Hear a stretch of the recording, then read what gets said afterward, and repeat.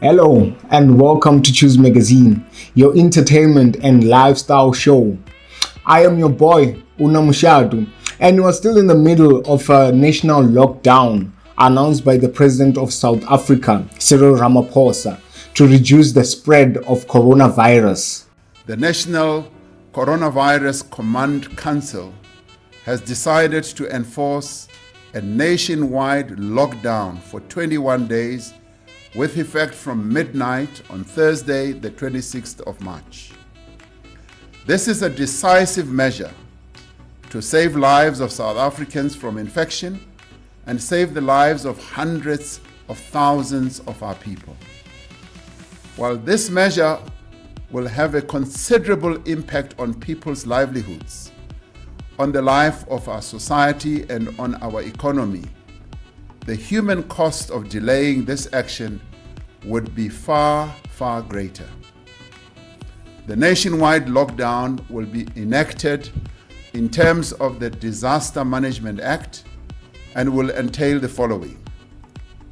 From midnight on Thursday, 26th March, until midnight Thursday, the 16th of April, all South Africans will have to stay at home. It is very important right now to take all necessary precautions against the spread of the virus. It is best to comply with the President's order. Let's stay at home. Let's stay safe. And that's why I'm hosting the show from home. I'm practicing social distancing. I'm staying at home.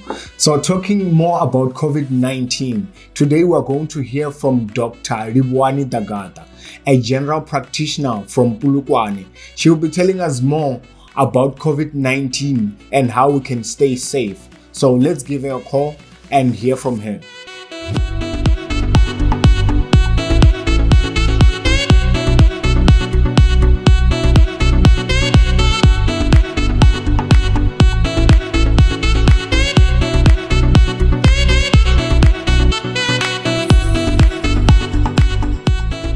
Hello.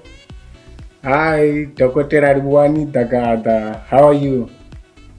I'm fine, and you? I'm doing awesome, and thank you for creating this time with us. You're welcome. Yeah, you are a general practitioner in Polokwane, and you're one of the people who are on the forefront for fighting for our lives during this time of COVID-19. So can you tell me, Dr. Dagada, how does corona differ from other viruses? The main thing about the corona outbreak is what we call a zoonotic virus. Zoonotic virus meaning it's a virus that comes from animals.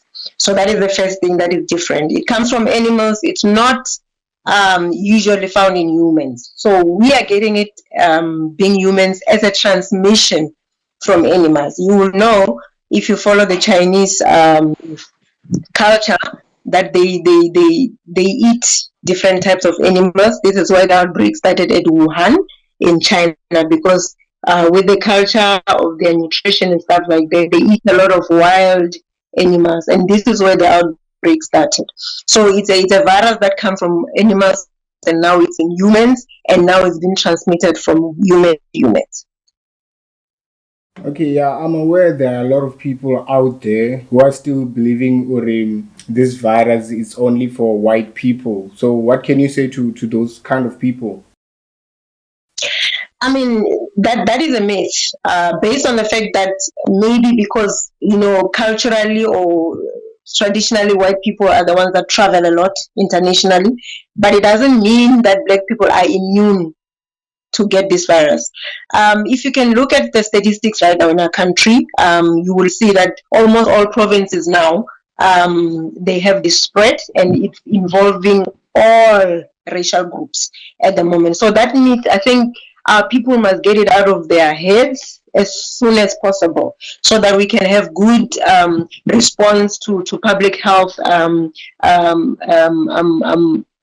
things that the government is trying to prevent the spread of this. So if people are still thinking that this is a white-only infection, we have a problem in our hands. That means that the rest of the racial groups might assume that they won't get this virus, and unfortunately it's coming to us, it's coming to all races, as long as we're not adhering to the precautions that the Department of Health has been trying to make us follow since the beginning of the outbreak. Okay, so during this time, we're in a national lockdown right now. So the most common thing that people will be doing in public, it's shopping. So how do you think we can protect ourselves during shopping? First of all, if you are symptomatic, that's the number one thing. If you've got symptoms of flu or you've tested positive, definitely you're not. It's not advisable for you to be in the public space. That means if there are things that you need, the essential things you need in the shops and stuff, you rather send someone else who is safe to get you those things. If you are not, the first thing that you do is to protect yourself, what we call the PPEs, or the personal protective equipment. Commonly that is found in the public space will be your gloves and your mask. With the masks, there are different types. You've got the N95, which is usually used by the healthcare workers, to protect ourselves when we are dealing with patients that are COVID positive. And then you've got the normal surgical masks, which I think the public has got access to. That would be a good idea to get yourself one if you are going to be in the public space. It's not advisable to use gloves. With the issue of gloves, I see a lot of people are wearing gloves, and unfortunately they're wearing disposable gloves, and disposable gloves are supposed by law or by health rules are supposed to be used once and discarded. That means if you're going to be wearing gloves from one shop to the other and touching things from here to there, as you go along, you are collecting infections and germs from one place to the other. So the best thing will not be to use gloves. Gloves, you leave them for the healthcare workers who will be changing them from one patient to the other. The best thing would be to sanitize your hands, to wash your hands as thoroughly as possible after you've touched many surfaces. This is why we are emphasizing on washing your hands often and many times, at least 20 seconds per time. So a lot of people now have got access to sanitizers, so it's a good idea to travel with one, a small bottle, when you're going to the shops, so that after you've done your shopping, after you've touched many surfaces, then you can sanitize your hands, and then you don't spend as much time out there. Just trying to get the essentials that you can as quickly as possible, and try and come back. Your home right now is the safest place that you can be. Yeah, so talking about that, how long does the virus stay in different surfaces? Right. So the WHO, which is the World Health Organization, which is at the forefront of research and managing this outbreak, has currently been doing a research on that, and they've I think 2 days ago published a finding that says, in fact, COVID can survive on surfaces. They've tested steel, they've tested plastic, and then the atmosphere. So with steel, they're saying it can survive for at least 2 hours. And then with plastic, they say 2 to 4 hours. And then they say it can survive for at least 8 hours in the air. That means if there's any aerosol or droplet that is someone is coughing into the air, it can be suspended or survive for at least 8 hours. This is why it is so important for everybody to be at home, because that way you are not exposed to that kind of aerosol or droplets that could be in the shops, that could be in the garage. You could think that it's an innocent thing, you're going to buy something, yet you don't know that someone that had COVID had just coughed in the same environment. You don't have a mask at that time, and then it survived for that long. You could inhale those droplets, and that's how people can get infected.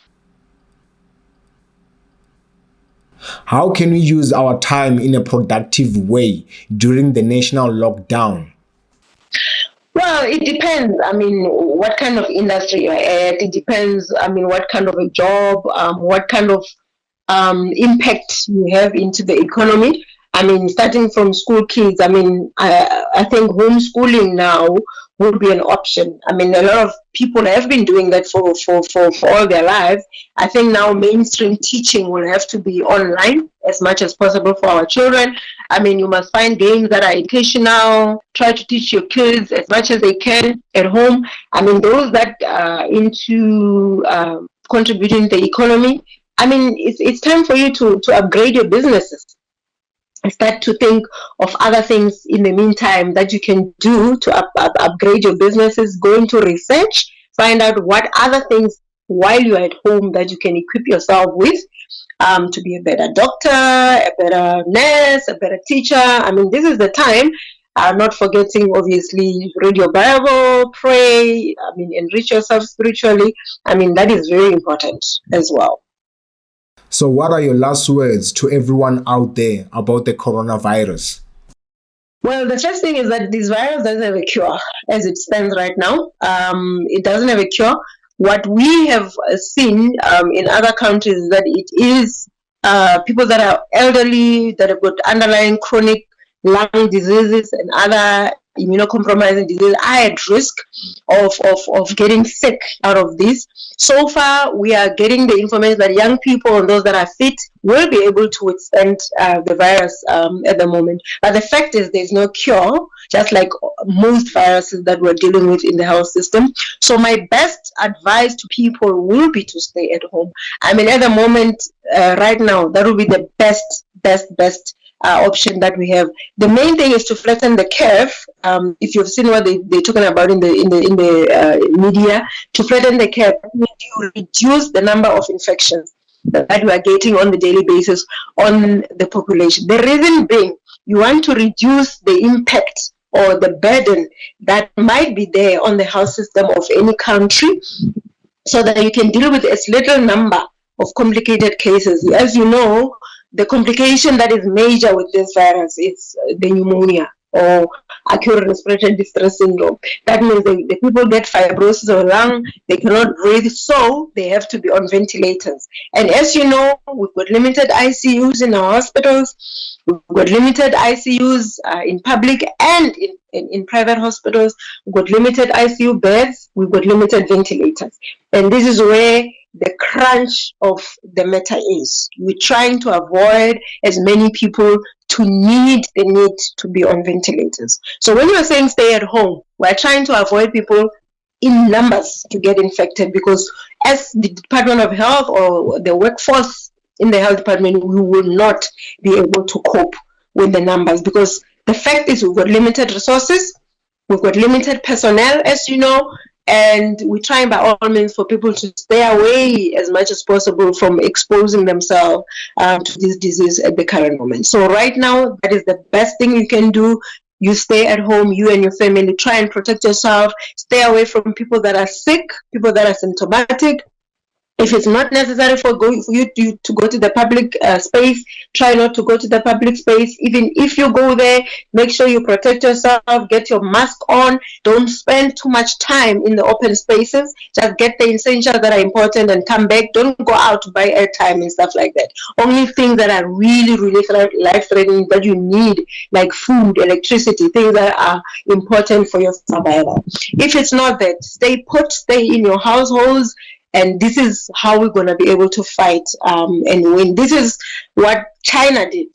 It was very strict with the lockdown, and this is how they were able to bring the numbers down. And now they've achieved that curve that we keep talking about. So this is how they've managed it. We can all do it. I mean, South Africans, we've done it before in very difficult circumstances, and I don't see why we would not win even now with this. It's all about working together, being united as a country, and we should be able to fight this and win. Thank you very much, Dr. Livhuwani Dagada, for your time and your information, your valuable information. And good luck for you in fighting this virus for us, eh? Thank you so much. That's it. We heard it from Dr. Livhuwani Dagada, a general practitioner in Polokwane. She was telling us more about the coronavirus and how we can stay safe. So let's not forget, guys, let's keep on washing our hands and sanitizing our hands every time, and let's stay at home. From me, Unamshadu, and the rest of the Choose Magazine team, thank you for watching, and don't forget to subscribe on our YouTube channel.